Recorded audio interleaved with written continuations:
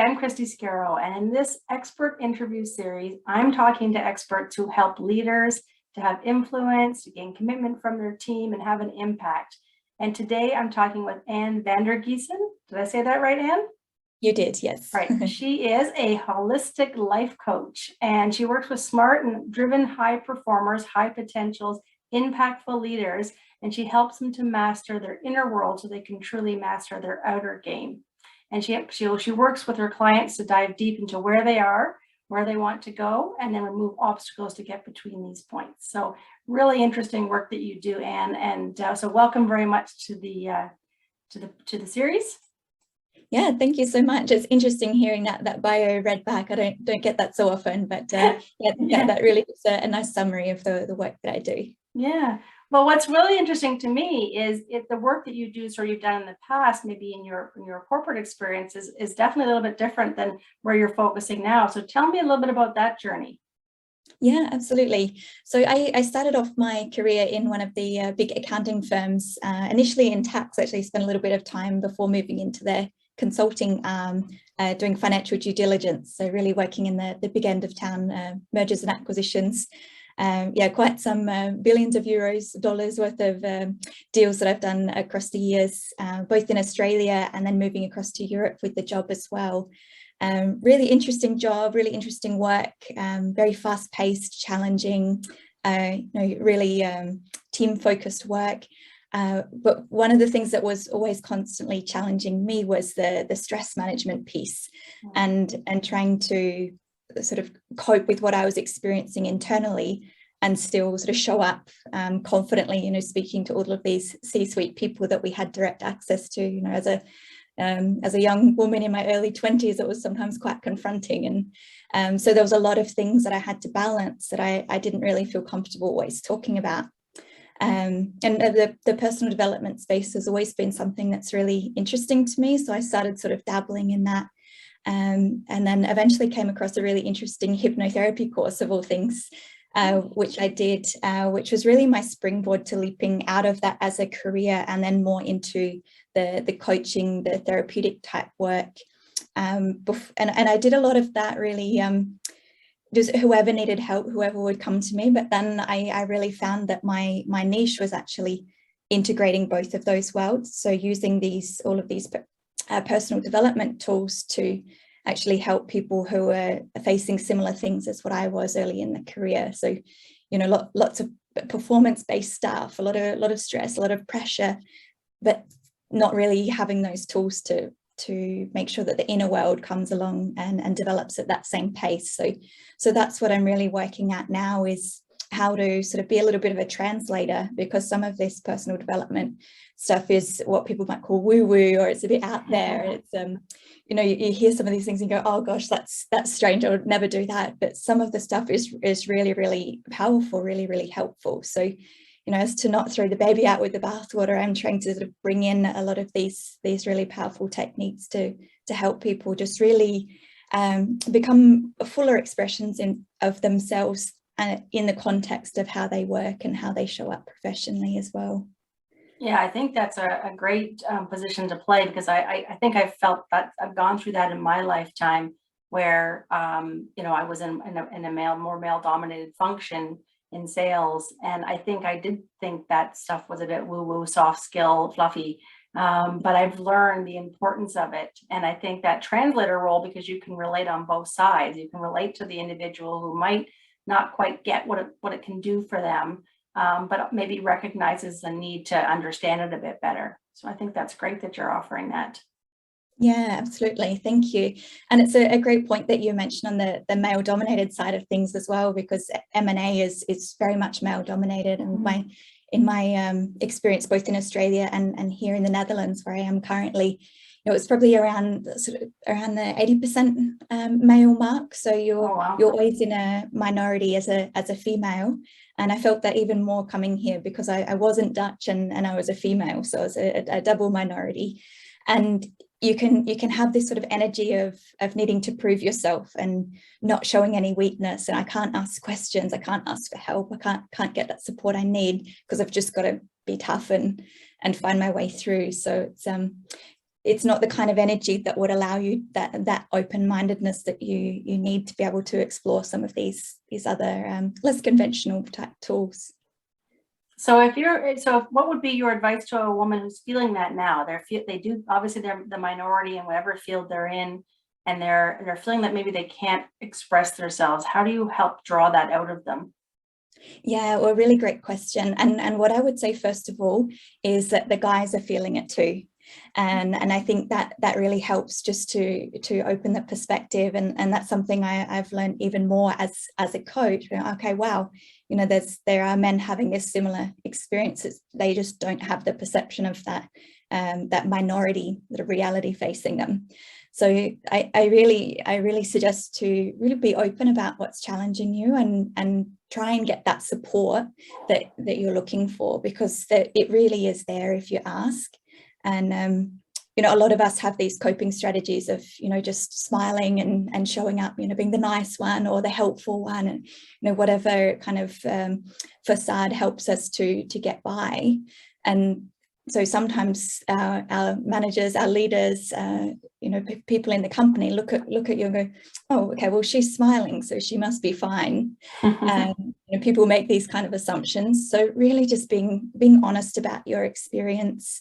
Sometimes getting a mentor outside of the company as well. There's so many wonderful, particularly women's networks out there where there might be you know, mentoring opportunities with more experienced professional women, and just having somebody to talk to share your experiences already takes a big load off and takes away that feeling that, you know, you're in it alone. So really just holding that openness and being honest.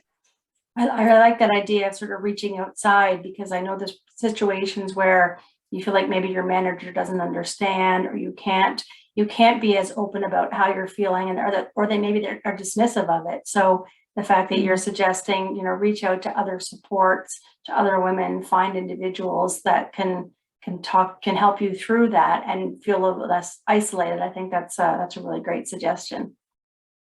Yeah, absolutely. If you don't ask, then you don't get. We have this saying in Dutch, nee heb je, ja kan je krijgen, which is you've already got a no, so you may as well ask and see if you can get the yes.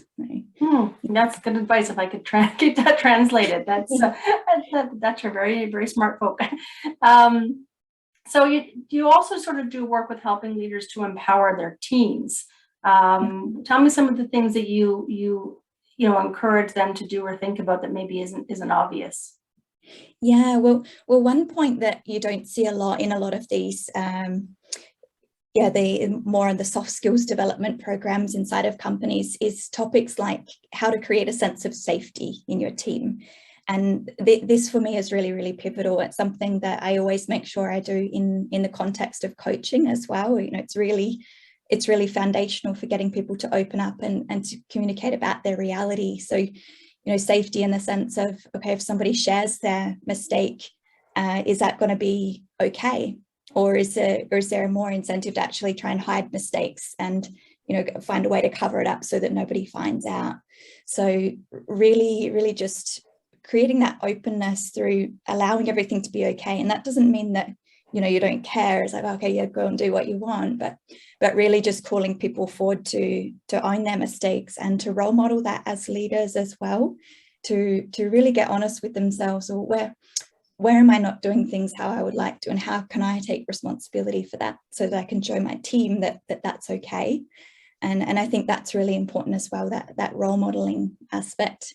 But the safety piece is something really interesting, because you can get into a little bit of the human physiology as well, and understanding the way that our body processes stress and safety.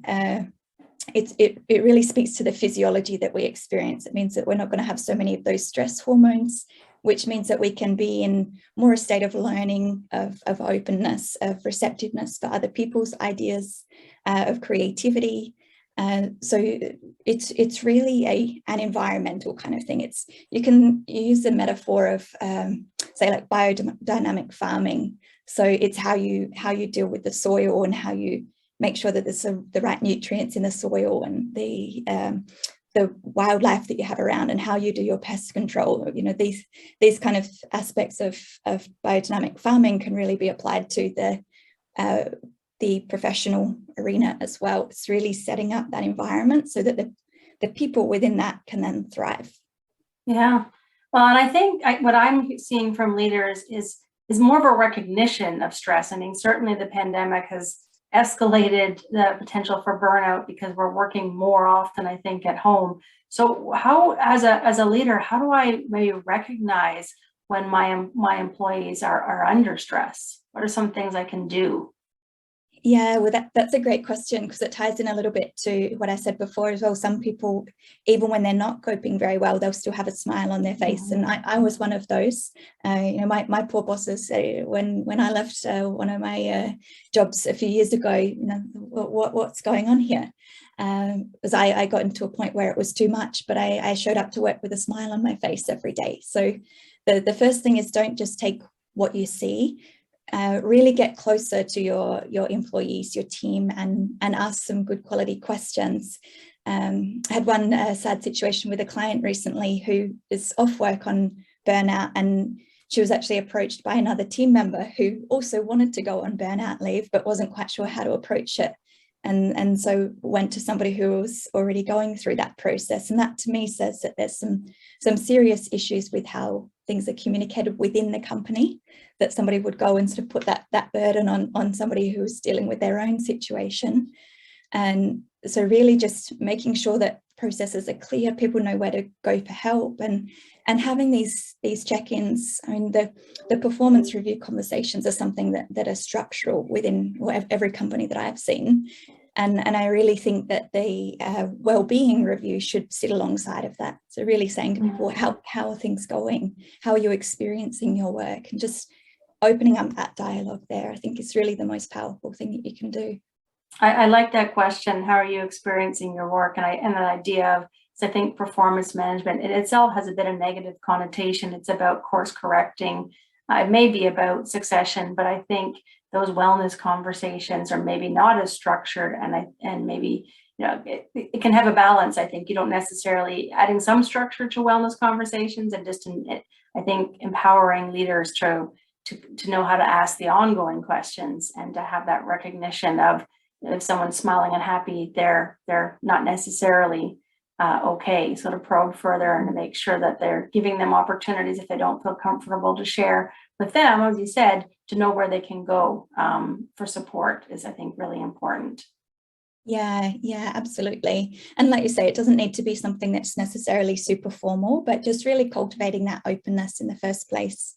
There was some really interesting research done by McKinsey recently around who do you get support from within the teams, and it was significantly skewed towards women. So people ask women for help more than they ask men for help. So for the male leaders out there, they might like to ask the question, well, why is that? What is the difference? Is it that emotional receptivity that women tend to have more sort of innately? And when I look at these kind of things, I don't say, well, the solution's just getting more women, but how can we actually help our men to cultivate those same kind of qualities, so that they also get that feedback and know how to make powerful decisions as leaders to keep their team going well. Yeah, that's a really interesting insight. And I do wonder if it's something to do with the traditional, you know, male leader who may have wanted to keep personal and other things kind of at a distance, and there's a fear of opening up an emotional, maybe, you know, it's none of my business, or I'm not sure how to deal with it, or they may not want to talk to me about it, as opposed to a full avoidance. They're just not sure what to say. And that's probably not just true for men, that's probably true for a number of managers. But that's really interesting I think that's great that you would challenge the men in those situations to think about maybe how they can, if, you know, are they coming across as supportive to those that they are leading? Do their teams really feel like they can come to them if they're not in a good space or not? And I think all leaders need to think about that. Yeah, absolutely. And one thing that jumps out for me on that as well, as you're speaking, is this idea of somebody crying in front of you. And I've heard a lot of men say in the past that either worried about that happening, or recalling a situation where happened and they felt so afraid, have this employee crying in front of me, and I don't know what to do. That's scary. As you said, do I go into their business? Do I sit here and do nothing? So even really having conversations with leaders about how to equip them for these kind of situations. What do you do if you've got somebody in front of you having an emotional experience? So yeah. I think all of these things can be really empowering, not just as leaders, but also just as humans, how to hold that space. Yeah, no, I think that's really important. I do remember myself when I was pregnant and overly emotional at moments, and I would feel like I was going to cry in a meeting. I'm like, I cannot cry. Mm-hmm. And you just sort of, get into that space of that's not going to be professional. And that was many years ago. But I think there's more acceptance around that. But I think there's still a need for people to understand, how do I respond? Do you have any tips if that, for people who are feeling like, I don't know what to do if someone starts crying or gets really emotional in front of me? What would you recommend for them to do? Yeah, well, I would say, first of all, just really normalize it. And, that's something I say to my clients, and it might not be this extreme, but I would say, your tears are really welcome with me. This is a safe place to feel whatever you're feeling. It's allowed. Not to make the person, feel judged and like it's wrong what they're doing, because that judgment's already happening inside, right? As you said, you're already going, oh gosh, what are the people gonna think of me, and this is weak, or whatever might come to mind. But we tend to be our worst inner critics. But just to say something to indicate that it's okay. So it doesn't need to be complicated, but just really normalizing it. I think that makes a ton of sense, and maybe not necessarily feeling like they have to solve it, but by just recognizing it's okay to be like this, and I'm here for you, as opposed to going, oh crap, what do I do with this, and how do I fix this, and how do I make them happier, which might be a temptation. Yeah, and that's such an important point that you make. This fixing energy is not needed in that situation. It's a very tempting thing to go into. What can I do? But really, the question more is, how can I be? And holding that space, because what you find when you allow emotions to circulate and move through, it goes through really quickly. So probably if somebody's just feeling like they're allowed to cry, it's going to finish more quickly than if they feel like they're not. It's going to be, they're going to be holding on to it and pushing it down, and the process might go a little longer. So if you can just really go, okay, this is okay, or this experience is welcome here, like you said, I'm here for you. It's really the most powerful thing you can do, I believe. No, I love that the way you said that, how to be, you said, as opposed to what to fix, which I think is a really important consideration for managers who are used to sometimes being the fixers and the go-to. I think it's a really good mindset to consider. So one thing I do want to say is something you've offered, that I know you offer to those who come to your website, and I want to be able to share with the audience, is stress tips. So just tell me a little bit about what. I'll include the link at the bottom of the description, but tell me a little bit about what they'll get if they go there. Yeah, sure. Well, thank you for mentioning that. So the way that I work, it's very, I try to mix the human experience with the science. So I've compiled 6 of my favorite stress tips that really use not just the mind, but the body as well, to help shift things. Because that's one of the things we often ignore. We try and solve problems at the real mental level, what I call very neck up kind of thinking. But actually the best ways to process stress and move it through the body are using the body. So things like breath, understanding a little bit more your nervous system, creating connections, understanding how you connect with others. So I've got a good description on all of the tips that I've got there as well, for all of the people who are a little bit science-minded and want to understand, well, why are you suggesting this? So yeah, I've got 6 of my favorite stress-busting tips included in that short guide. I love the balance of head, hand, and heart. So when you're talking about the science and that balance, I think that will support a lot of people's perspective there. So is there anything, as we kind of wrap up, is there anything I didn't ask you that I should have, or that you think is maybe important to share before we wrap up?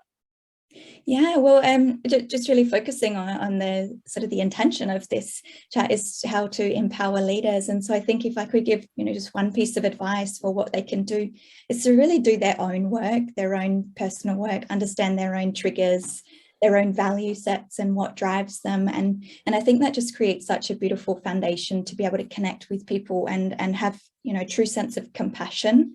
Because the meaning of the word compassion, a lot of people don't know this, it actually means to suffer with. So to sort of be with somebody in their experience. And I really like that for leaders, that idea of cultivating more compassion so that you can be together with your team, with your company, and move through things as one. That's beautiful. I hadn't thought of that descriptor, and it really does resonate well with the things that we're struggling with now. And if you recognize your team's struggles, I think that will make you a better leader, and it allows you to empower them to come alongside you. I think I'm very passionate about accountability and ownership. And I think it starts from a place of empathy and compassion. If you don't recognize the people who are along with the journey with you, you're not going to get very far. So absolutely. I can't agree more. Thank you so much, Anna. It's been great chatting with you. As I said, I'll share the links to this, to your website and the stress tips with the audience. And I really thank you for being a part of the conversation today and sharing with the audience. No, thank you, Christy. Much appreciated.